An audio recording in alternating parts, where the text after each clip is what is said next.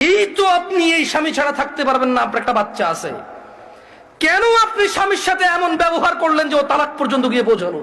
ওর উপায় কি? ওই বেচারার উপায় কি? ধরলামও খারাপ, ওর চেয়ে নিকৃষ্ট পুরুষ আর এই পৃথিবীতে আমি ধরে নিলাম।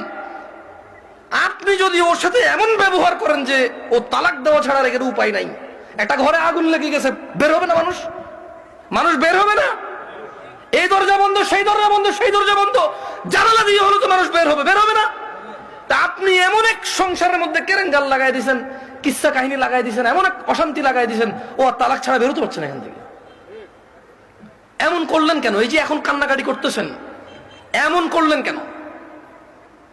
এই যে বলতেছেন আমি এখন ধৈর্য ধরবো, আমি আর মুখে মুখে বলবো না, আমি আর ওর অপছন্দ হয় ওর বাবা মায়ের সাথে খোটাখুটি করলে এখন আর করবো না, আমি আগে কেন ভাবেন নাই?